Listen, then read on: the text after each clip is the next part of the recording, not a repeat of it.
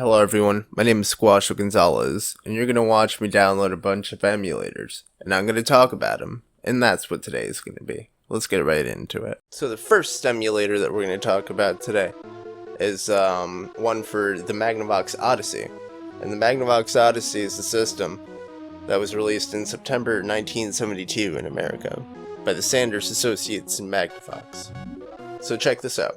If you look in the bottom left and you hover over links on websites, you can actually see the website that it's going to take you to. That's a good security thing if you want to stay secure on the internet and protect yourself. So this link's going to take you to Internet Archive, which in my opinion is the best website in the entire universe. And I also pulled through on the Gamulator thing, see? Download it as a specific game. We're downloading Space Invaders for today. And this is Odysim, by the way. So the first thing that you want to do is create a little folder for your stuff to go in. This is where everything will be located. Keep it all in one place, your stuff organized. Name it whatever you want, and it doesn't have to go on the desktop like I'm doing here. It's actual bag practice, but we're doing it to show the example. So you go ahead, you extract everything from that folder using WinRAR, 7-zip. I'm pretty sure you could even do it on Windows native, but don't quote me on that. Go ahead and check to see if there's a README file in there. You're going to want to README that entire thing, that way you can figure out what's going on with the emulator, and that way it's not too complicated for you. You can go ahead and actually start the emulator now. This is a Gamulator, so it should open up right to the game.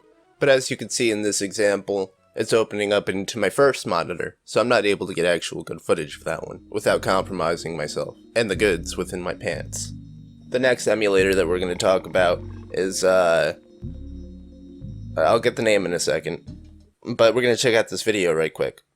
Desde el origen de los tiempos, it's pretty cool. El hombre siempre first buscó video nuevas game formas de home console entretenerse. was La Magnavox relación de Odyssey, la and it sold for persona con el $100 juego in the ha US. It existido came in white, desde black, siempre, and brown, y eso and es it connected to demostrado two con rectangle innumerables controllers. hallazgos. The controllers were these big white boxes Presenta la with one big interfaz button donde and aparece three el knobs. creador One knob on the de right esta side máquina. and two knobs Y on the bueno, left. acá, One of the como two podemos knobs ver, rests y right on otras top of the formas. other, and it can be En sí, spun bueno, los individual juegos no from the tienen bottom mucha knob ciencia, and vice son versa. juegos fáciles. Spinning these control the squares in the Tiene screen. ciencia, The console was se capable mueven of con displaying two player-controlled WASD, square y boxes, para el one jugador line se of mueve con las varying flechas length, de dirección and one square que están al controlled by the costado del computer, teclado all numérico. on a black screen. Vamos a resetear para que That's nos muestre la pelota. Y ahora As you can see here, we get a good example of a nice little game of tennis between two very experienced and professional individuals who are putting everything on the line. There was no sound capability. So the process is similar to the previous one. Every now and then throughout the video, you'll notice I'm switching up the download process, but as you can see in this example, it's going to be the same. You just download the file that you want to, that contains your emulator. You extract the files within that folder into a folder that you created on your computer, and then you get playing after you learn how to use it. That's what it is every single time. Mind you, these are emulating the video game consoles, which just need to be turned on in order to gain access to their goods. So here you can see I'm creating my little folder. I'm trying to access the contents of the folder, the zipped folder, which actually contains a whole bunch of different, very specific emulators you can download for Odysim. Right now we're just going to download the main system that you saw in the video, the one with all of the games all in one package. We're going to go ahead and extract those to that folder that we created. We have two folders here, don't get confused. The first one was the first emulator. This one is this emulator.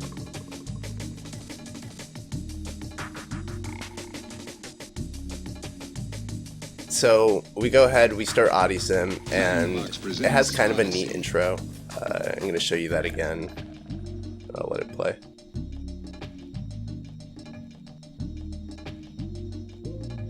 Magnavox presents Odyssey. I love that. The little stuff like that, it really adds so much to the experience. I'm happy to have played this entire emulator just for that introduction. Not even kidding. I'm good.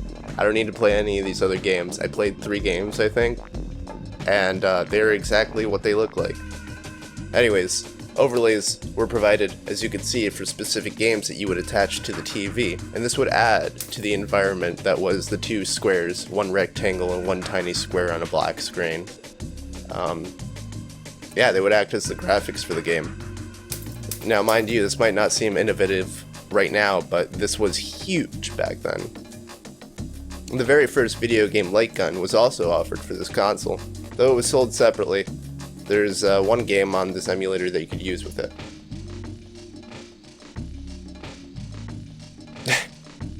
I'm navigating a maze.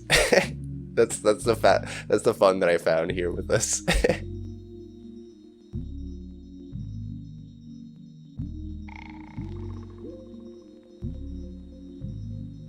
So yeah, very cool emulator.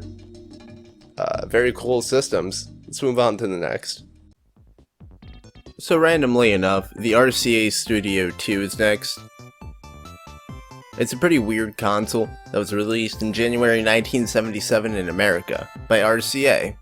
We're gonna head over to the Internet Archives, and we're gonna access something called the Wayback Machine. You can see the link that we're accessing. This website's no longer in service. This is the cool thing about the Wayback Machine. We're gonna download an emulator called STEM. Along with the emulator, we're going to download this game called Invaders, which is a Space Invaders port for the RCA Studio 2 that was written recently. With the download over with, we can create our file system. It just requires transferring the files over, as usual. DOS heads might recognize the capitalization on these files. Well, that's because this is actually an emulator that you run in MS-DOS. And since you could run it in MS-DOS, you could run it in DOSBox, which is exactly what I'm going to show you today.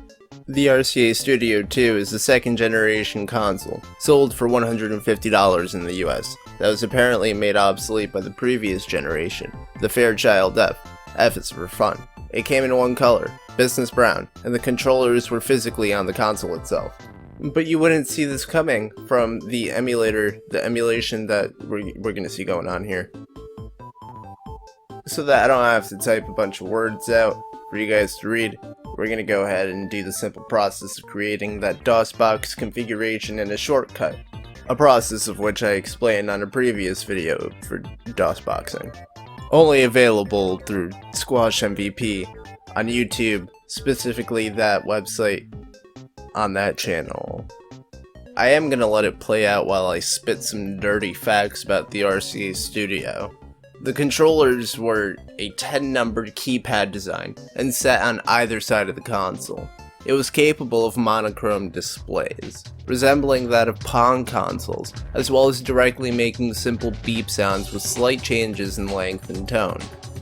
The system was followed by the Studio 3 a little bit later. And then, a Studio 4 was planned a little after that, but that wasn't followed through on. Sales were discontinued early in January 1978 for this console. I did have more factoids. They really aren't, like, good factoids. Not as good as this one song that I found yesterday. So listen to this song while we wait for my video to play out.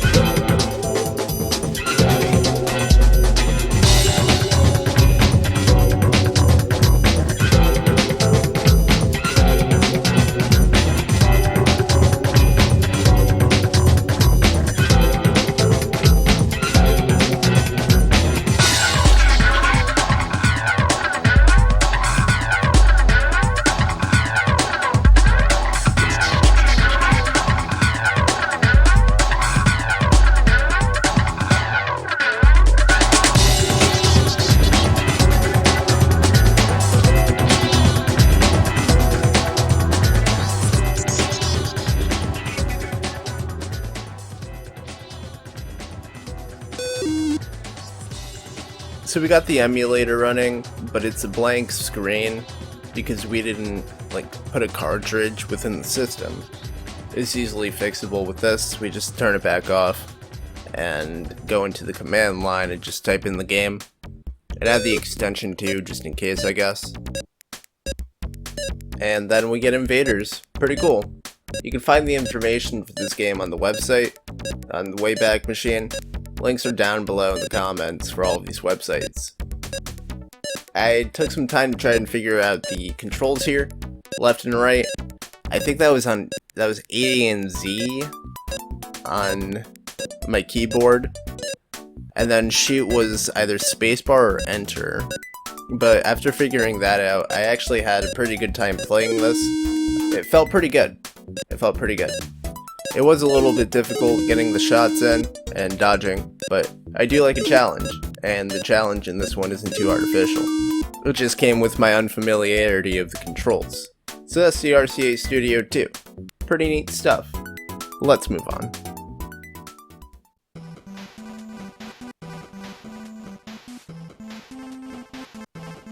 The next emulator that we have here is O2EM for the Magnavox Odyssey 2. The Magnavox Odyssey 2 is our next console for today. I like this website, by the way. So, this console was released in December 1978 in Europe by Philips and Magnavox. We'll get to that in a second, though. For now, as you can see, we're downloading the emulator, but we're also downloading something else. It's what the professionals would like you to call a GUI. Y'all are lucky. You don't know. You used to have to go through the command line for all of this stuff. Nowadays, we got all of these programs with these windows and their little buttons, radial and dial and all of that. Sure, it's standard nowadays, but like, there was a time where you just had to DOSBox everything, for lack of a better term. The process for setting up something like this is simple, really. You just create the file system, where you put in your emulator. You create a folder for your emulator within the folder for your emulator, actually, so that you can keep everything contained. In that folder, the top layer folder, you're going to put in the actual launcher. That's the GUI.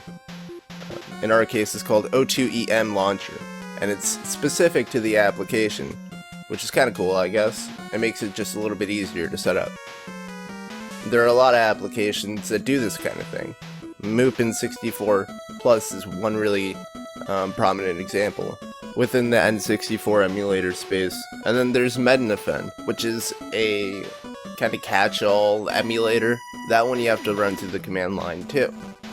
I don't want to really talk about these GUIs, but you kind of have to, because some emulators will just straight up lack a interface to work with, so you have to use the command line with them, which itself kind of has the potential to ruin the entire experience, depending on your computer power level. Right now, we're checking out the O2EM README, and that's something that you always want to do. I know I was joking, it sounded like I was joking before about the README, you're going to want to read me that README, but you definitely want to read me that. And it's a good thing that I did that in this case, because I realized that you needed a ROM file, like the console BIOS, in order to actually run the emulator. Some emulators do need the BIOS, because they actually use the code specifically from the actual console in order to make their emulator run. Other emulators, they write the code themselves, they figure out what's going on in the consoles, and then they get that shit to work. Our case is the former. We actually need that ROM from the actual Magnavox Odyssey in order to get all of this stuff running. You just put that where the emulator looks for its BIOS, or for the console ROM. It's different for each emulator, but generally, this is made easier with the GUI that we downloaded and set up and attached to our O2EM. The Magnavox Odyssey 2 is a second generation console, and it was a successor to the Magnavox Odyssey 1. It sold for $179 in the US, and was not only known as the Magnavox Odyssey 2 around the world, believe it or not. That was the American name. In Europe, it was known as the Philips VideoPack G7000. In Brazil, it was known as the Philips Odyssey. And in Japan, it was known as the Odyssey 2. That's where you get O2.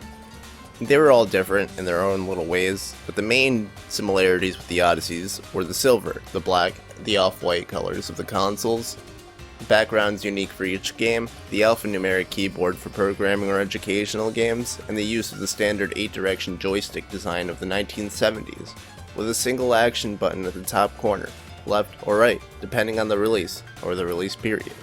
The best part about the Magnavox Odyssey 2 was an add-on unit known as the Speech Synthesis Unit for sound enhancement. Now, I did have my own little personal troubles trying to get this emulator started, but I left it all in the video to make it just a little bit easier for others to understand what f***ups you can make while trying to set this up. It's common, it happens, it's okay, because we're going to show those mistakes what for. Another important thing to consider before you start the game is, what are your controls? It should be easy to find this information, but if you can't find it, you're going to want to look for input configurations, or input controls, or control configurations, stuff along that line. And finally, we can get the game started. We're going to play a game called UFO. I realized after the recording that there was no sound in this. I'm sure that was I just forgot to set a setting, or maybe I forgot to map to a specific module or something like that. To be honest, I don't think it matters for this specific example. So this game is, it seems like you want to wait until your shields, they boop up, and then you want to run into stuff. And that's how you get your points. And then right here, as you can see, I didn't have my shield up, so I ended up dying and I couldn't get that extra point. Kind of a neat idea for a game. That's pretty much it though. I mean, it's the Magnavox Odyssey. You get what you came for. And that's pretty much the sauce that we're serving with the O2 EM. This console has its place in history. A lot of people will regard this console as one of the better consoles of the 4 consoles that were prominent before the game crash of 1983. To me, I think it was the most mature and adult of those 4 consoles. And that's a flavor I can jive with. The next system we're going to talk about is the Intellivision. Let's check it out. The next emulator that we have available today is for the ColecoVision. Released by Coleco on July 28th, 1982 in America. The emulator is called ColEm, and it's offered by this website, by these people that offer a bunch of different emulators for different retro systems, and they all seem to work well. And they even offer them for Android, which is kind of cool, actually. The process is simple, the usual. We download the file, and then we unzip it and extract all of the contents to another folder. Then, we could place our ROMs in their own folder within that folder, and then we could just run the emulator. This one's one of the easy ones. This console used ROM cartridge media like other consoles at the time. It had a flat rectangle design with a gray sticker looking decal on the front. There was a slot in the front which you could connect peripherals to. Stuff like the expansion module number 1, which allowed the ColecoVision to play Atari 2600 games. The controllers, which were wired, like literally wired and connected directly to the console, had a 10-number keypad design with a large knob at the top of the controller. It was preceded by the Telstar system of consoles, and apparently set the bar on how developers approached Famicom development. The game we're playing is a classic, something I've appreciated for quite a long time, and here you can see the keypad in action. It doesn't really do anything revolutionary. I mean, you use it to do like basic stuff that you would expect a keypad to be used for, to choose a specific number, and the numbers usually denote a specific game, or a level, or maybe a stage, or maybe a difficulty in the game. Here, it denotes the stages in Qbert. Qbert is a very fun game. I actually recommend it for anyone who hasn't tried it. Just get used to the controls before you get frustrated at it. The controls can seem a little bit wonky, but they make sense after you play for a bit. I obviously haven't made sense of it at this very moment. It's okay. Sometimes you'll get an emulator that just can be a quick emulator. It doesn't need to have anything flashy. It doesn't need to have your scan lines set up that CRTV screen or anything like that. It could just play the game with a volume control, an input configuration, and a video or a graphics plugin control or something like that. Something super basic to control the screen size. That's what this emulator is. I really like this emulator for that reason. Outside of that, it doesn't really have anything impressive to show for it. In fact, all of these emulators in the FMS ComCon website, however you pronounce it, they're all kind of similar in that aspect. The ColecoVision was the most experienced and powerful of the 4 consoles that were prominent before the video game crash of 1983. Pretty cool, let's move on. The next console that we have available for today is the Intellivision, which was released in 1977 in America as a test market and officially in 1980 by INTV, formerly Mattel Electronics.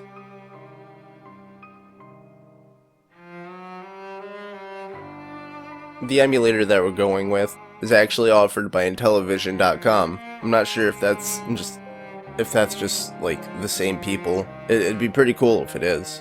So standard process, we go ahead, we download it, we go ahead, we unzip it, we create the file system, you know, the usual stuff. But actually this time we're downloading an installer, and it's going to install everything for us, which should make it easier, but in my opinion it kind of makes it just a tad more, I don't know. I just don't prefer installers.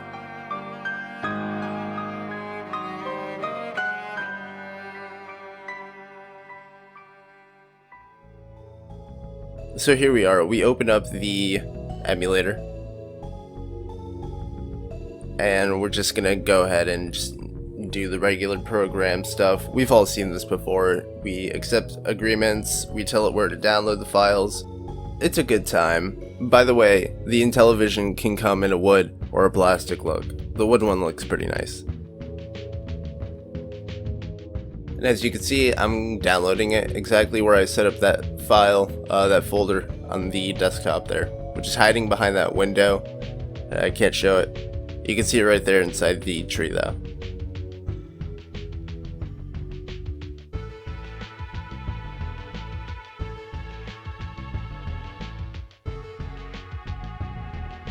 So yeah, pretty simple stuff. Our location was pointed to, the thing downloaded pretty quickly actually. So it opens up to the programs folder on a start menu. I just go ahead and just take that and just move it out from the start menu, and I just use that as the way to start the program. I even just stuck that into the INTV folder. But here we are, I decided to open up right at that moment. I felt prepared. And I just went ahead and decided to play the first game that I saw available within the list there. This is my first time using the Intellivision, like doing anything with it, so I'm very, very unfamiliar with the hardware. But here we have the world, spinning in a little circle, kind of just doing its cute little thing. The Intellivision was definitely the most intelligent of the 4 consoles that were prominent before the video game crash of 1983. And you can purchase a similar, but like more modern console from Intellivision known as the Amigo today. Not sponsored. Let's move on. The next couple of emulators that we're going to take a look at are for a console known as the Vectrex, released in November 1982 by the Smith Engineering Company. It's the first and only vector-based console for home and commercial use. The first emulator that we're going to take a look at is ParaJVE, and it's French, you can tell at the top. So we're going to download that, and while that downloads, we're actually going to talk about a little bit about security, because we're going to download a second emulator from a Google Drive link. This emulator, just called Vectrex Emulator, was posted on a Facebook forum, and I tested it, and it works as a Vectrex emulator. I did this using a virtual machine. So everything was downloaded and tested within an environment where if I got a virus, I could just crumple that up like a piece of paper and throw that away into the garbage. The environment, that is. And that's kind of what I suggest you do if you're going to download something from a shady link, or from a random place, or even a Google Drive link. Even some of these emulator links, I mean, I've tested them and all that, but, you know, just keep your wits about you while you're on the internet. And do consider other approaches to the game you wish to play, especially if this comes to be an issue. There are many options, and we'll get to those later. Back to this, we've got ParaJVE, super nice and organized. Just do the usual and just take those, this folder. Fortunately, it's in its own folder called ParaJVE. We're just going to extract that and place that in our desktop. Of course, not best practice, but it's just what we're doing for now. And we've got a homebrew here. It's called C19 Music Box, and it's just a music box, controllable music box that plays a tune that is the molecular structure of COVID-19, I believe. I'm pretty sure that's what it is. It's kind of neat. But we're going to put that inside the ParaJVE. There it is. We've got the game. And we're going to go ahead and insert that into the ROMs folder to keep everything organized like it is in the ParaJVE folder. We're going to take that and we're going to put that into the homebrew section of the ROMs folder. I really like how organized this is.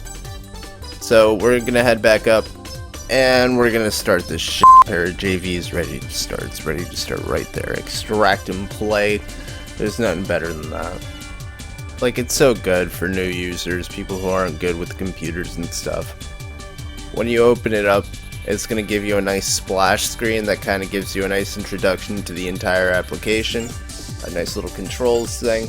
You get 2 players and this single keyboard, which isn't too bad. You can sit right next to each other. It's kind of a date night thing you got going on.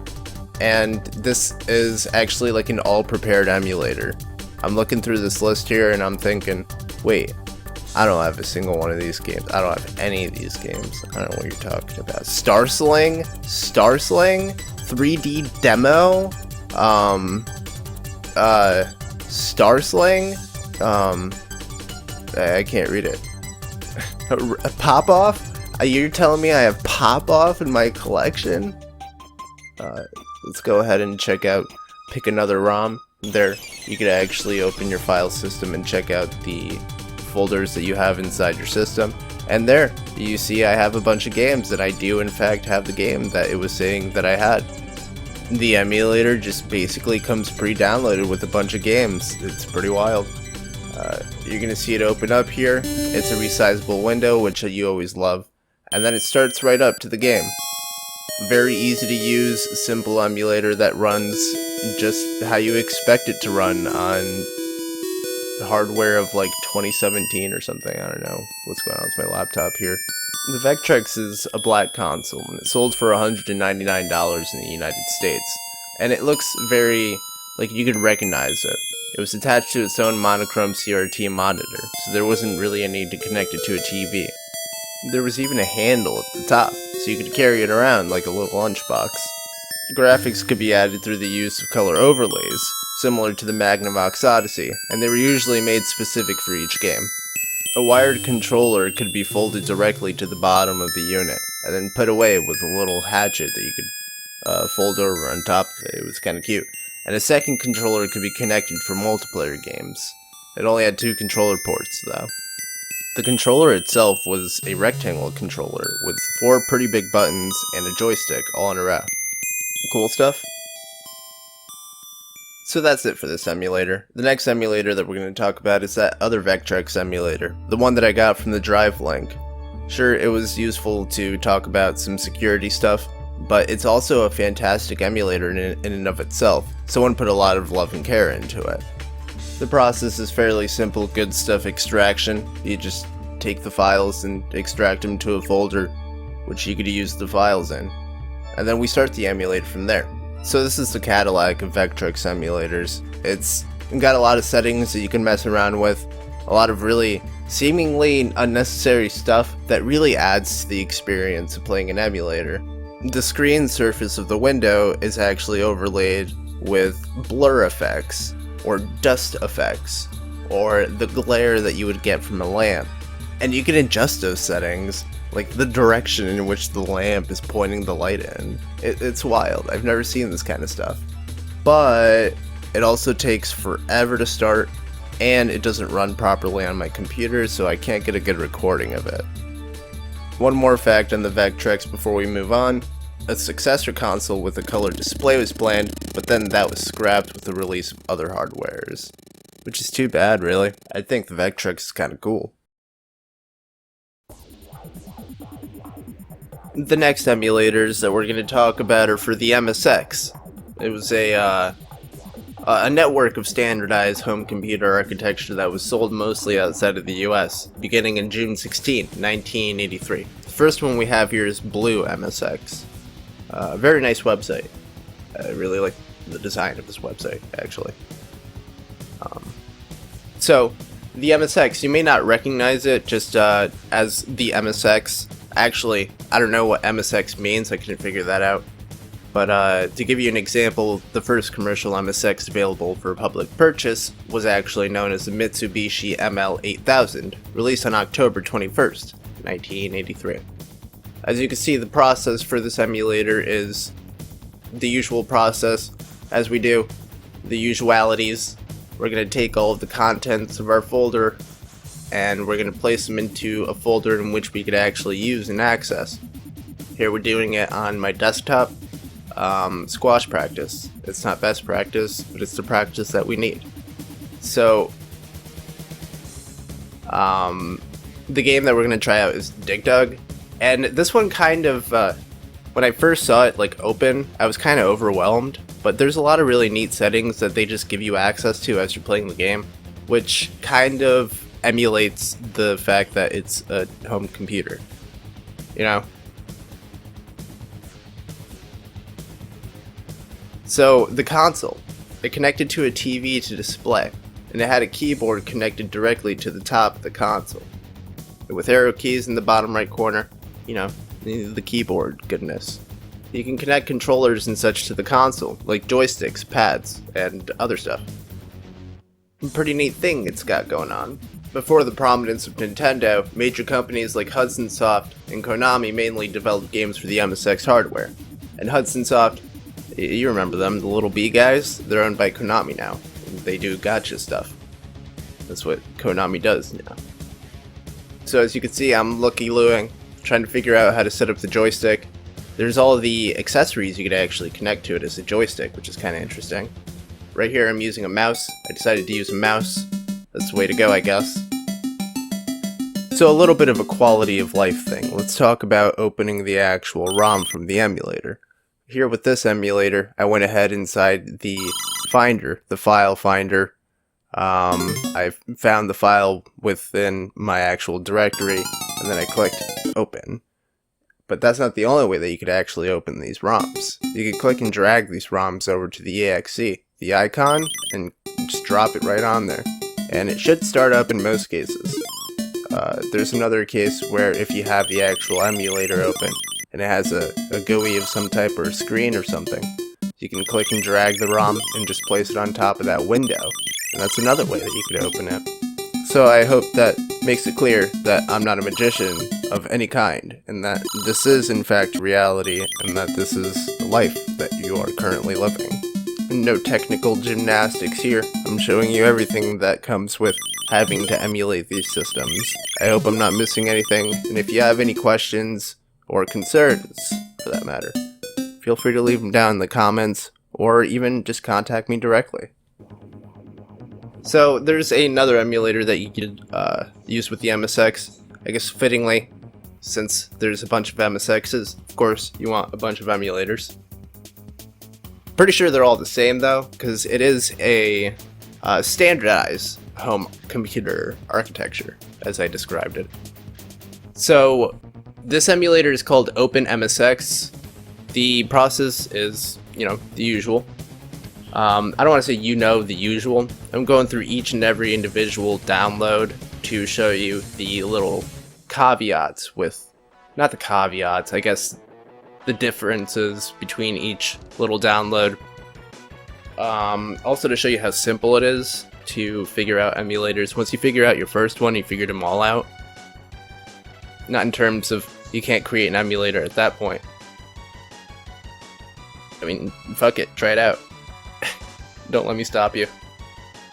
But the point, as we all know I'm trying to make, is the fact that all emulators are pretty much the same. They all have a specific goal to meet. Kind of like how all of these MSXs are the same. Sure, they're made by different companies. Sure, their colors might not match. Sure, their outputs might not be the same outputs. But they still all have to play Dig Dug. I apply that to emulators altogether. I don't know. It's taking me far enough. It's taking me this far. Like I said, it's far enough. And another thing I can talk about, while I don't pretend to feign intelligence in the MSX, is the fact that these two emulators here are not indicative of the entirety of what MSX emulation has to offer. And this should be said about all of the other emulators in my video. Like, I'm one person in one section of the world reading content that is usually written in English. So who's to say that there aren't any emulators out in Brazil that I have no idea about that are far better than the emulators that I've been representing in my video. But that won't matter for most people, because most people are generally going to be after the good consoles. The NES, maybe not the NES, the Game Boy Advance, the Nintendo GameCube. These emulators, or rather these consoles, have emulators that are well established in the community of emulation. A lot of people worked on them and put them in a good place. A good part of that could also be the fact that these people also had better communication tools to work with. Definitive places to locate and to store the information about these consoles. I don't think that was like really a thing until recently. So that's it for the MSX. I know, not much information directly about it, but that's good enough for now. Let's move on to the next console. The next console we have here is the 3DO, and the next emulator that we have here is the 4DO, which is for the 3DO, or otherwise known as the 3DO Interactive Multiplayer. It was released in America on October 4th, 1993, by the 3DO Company. This one is super duper simple. I love how easy this one is to set up. So the 3DO is an architecture of console that was manufactured by a bunch of companies. Sanya, Philips, and Gold Star all manufactured their own versions of the console, and usually sold them for a super duper high price, like an average of $500 to $700 depending on the model and time period. The 3DO, because of its revolutionary first use of the CD-ROM system, made a huge jump in graphics, sound, and game design compared to even unreleased consoles of the time. Sadly, it suffered from a lack of good exclusive games for its asking price. This may have cemented the understanding that developing a console that is too powerful for the time may be considered to be bad business practice, which it totally is. You can't sell $900 systems and then put the new Super Mario Galaxy 3 on there, you know what I'm saying? It's just not fair to the families who want to buy those video games so that they could have their kids play video games while they're out at work. And right quick, this is a simple setup in that you just need to transfer over a ROM for the actual architecture to work with. So in my case, I'm using something that is like the Gold Star ROM for the Gold Star architecture, or the Gold Star console. So as long as you have a BIOS for the system to work with. It's a similar situation for the Magnavox Odyssey 2. It's nothing complicated. Again, I created a BIOS folder in which to store my BIOS ROM. I placed the BIOS ROM into that folder, and then I just neatly tucked that into the 4DO. Nicely organized little folder where the 4DO is. So the game that we're going to try out is Dragon's Lair, and as you can see, it's just kind of playing its own little introduction here. And this was, I saw this before I actually did research into the 3DO, but I realized it's the arcade architecture. They use 3DOs for arcades and shit. I believe it's the same for the MSX, and I know it's the same for the Neo Geo. That's something we're not going to talk about, but the Neo Geo kind of follows a similar thing. You need a ROM, a BIOS ROM. Place that into a BIOS folder, and then the emulator will ask you, hey, you got this BIOS, dude? You better have this BIOS. You delete this shit if you ain't got this BIOS. And you find the BIOS, and you kind of coerce it into helping you, and it totally does. It totally just starts running. But, yeah, just remember that if you want to get into the 3DO or the Neo Geo. Another thing I do recommend is just trying out MAME. But that's for another day. Let's move on to the next console. The next system that we're going to talk about is the Neo Geo Pocket. It's the pocket form of the Neo Geo. Now we're not going to talk about the Neo Geo because that's a complicated arcade system. We'll figure that out in the MAME video. For this one, we're going to talk about Neo Pop. First off, the installation. So you're gonna go ahead, you're gonna download this file, these folders from the website, and then you're gonna begin the quite average setup, that is the extraction and the movement of the files between the folders and into the correct places. Here, I set up my NeoPop folder in my desktop. I'm currently extracting all of the contents from within the folder that we downloaded online, and then we extract that to where I need them to be. Now we need a game. We're going to move that over. Of course, you don't have to do this moving the game over to this little ROMs folder. In fact, you could have the game stored on a flash drive, as I usually do, and then you can map the path for your ROMs directory to that flash drive, or whatever folder you have on your flash drive. Or you could use another folder. I don't know. I think there's one way to use OneDrive, because you could access OneDrive from within Microsoft's Explorer. I don't know. Yeah, don't quote me on that. I am now unquotable. So some stats on the Geo Pocket. It was released on October 28th, 1998 in Japan. It was also released in Europe. It wasn't released in America, so that's why you may not have heard of it. It was developed by Neo Geo and manufactured by SNK, and is a 16-bit monochrome handheld game console. It was discontinued only a year after its release, by the way. It's black, and it's forward compatible with games made for its successor, the Neo Geo Pocket Color, but they still display in a monochrome color, obviously. The games are backwards compatible if you play them on a Neo Geo Pocket Color too. It's kind of crazy actually. It's forward-backwards compatibility that you don't see in many systems, if any. The monochrome system itself received only 10 releases before its discontinuation. The Neo Geo Pocket Color, which we'll see in a little bit, we're enjoying some Double Dragons, I believe is what it is. This one was kind of fun, actually. The Neo Geo Pocket Color was a better choice to compete with the currently dominant Game Boy systems, but it still failed in the market, as you can see. Despite failing, the Neo Geo Pocket featured some of the better handheld games according to many who experienced both systems for the time. As you can see, me with my swift kicks, I'm having such an experience now.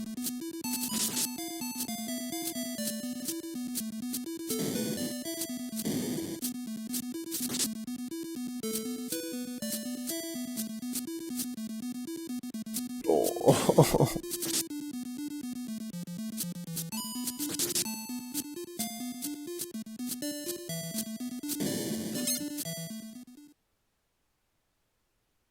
That's too bad, it's too bad.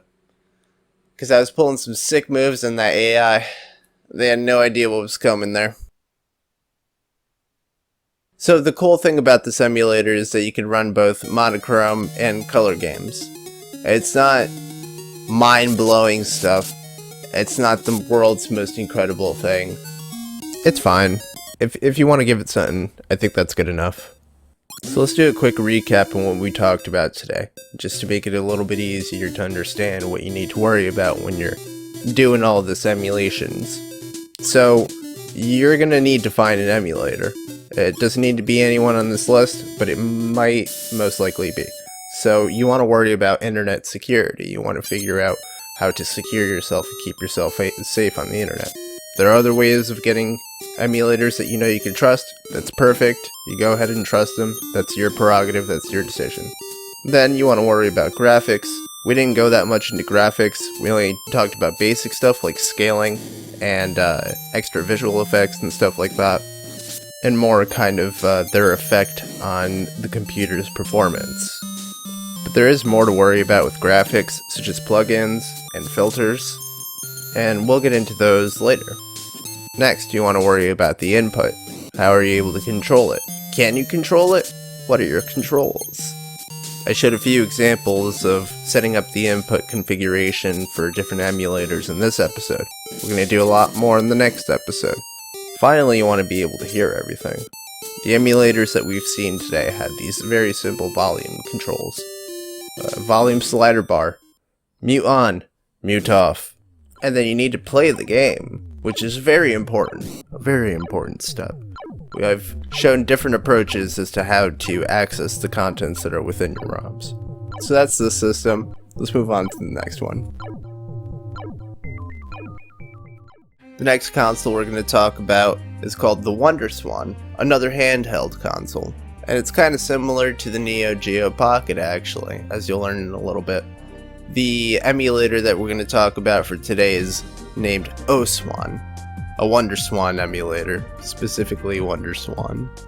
Don't worry, we'll get into multi-emulators in a little bit. But for now, the installation process. It's the same stuff, nothing new. Nothing changes. Actually easier than most of the other ones that we talked about because we don't have to worry about a BIOS or anything like that. So you extract the contents of the downloaded zip folder to a folder that you could freely access in your computer. And then you go ahead, you access that folder.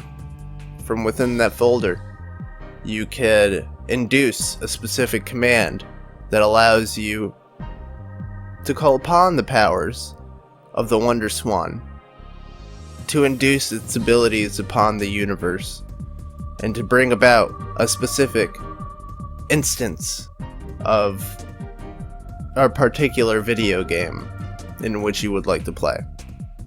Now, we're going to play a little bit of Digimon to go ahead and test this out for you. Digimon is dope. It begins with a D. I mean, you can't deny that. And that begins with a D as well, so just think about that.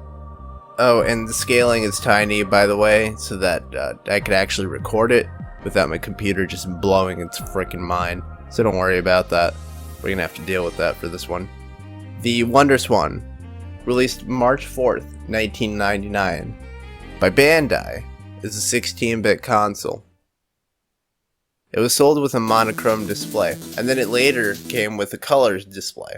Again, similar to the Neo Geo Pocket, remember all that? It was only sold in Japan. It never even made it to Europe, actually. So that's why you may not have even heard of this one. The color was backwards compatible with the not color, and it competed with the Advance in that the system was cheaper to purchase. So you could play these Game Boy Advance quality games for cheaper than the Game Boy Advance. The color was redesigned into the Swan Crystal, but was later discontinued in 2003. It's too bad, because it's kind of,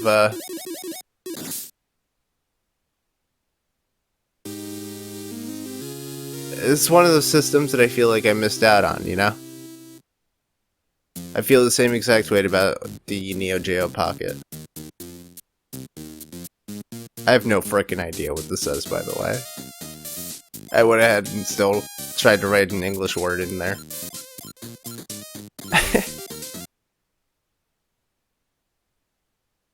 You're creative enough, you can make anything work.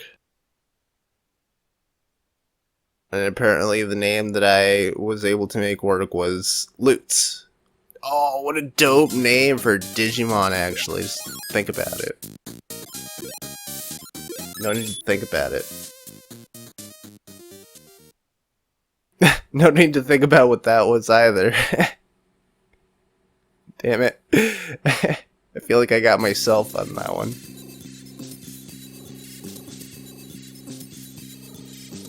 So according to a little bit of my research, as an amateur programmer, I could actually get a software development kit for the system. You could be an amateur programmer too. Screw it, right? Get yourself an SDK for this, for the Wonderswan. And I do mean, like, officially, too. Like, officially, commercially. It is a big apparently, though. I'm gonna stick apparently before that, like a big one. That's only something that I read on the post, and they had 2 links underneath it. I didn't bother checking those out, because I was really into the Wonderswan research. You couldn't stop me, you couldn't pull me away from that train, from those tracks. As you can tell, my inability to read It's kind of affecting my ability to play this game. Oh, look at all this lore we're missing out on. And we get to choose our name. Or not, because I'm not a spoil machine. So you have to play that for yourself. Figure out what my name is for yourself. Now, I was going to move on to the next system, but it is taking a bit of a long time to get all of these recordings out. We're actually not going to go ahead and move on to the next system for today. This is the end of a part 1 of a 2-part segment of my emulator series. In this segment of that series, the segment known as Emulator Downloads, I guess I'll see you in the next one. Well, squash out.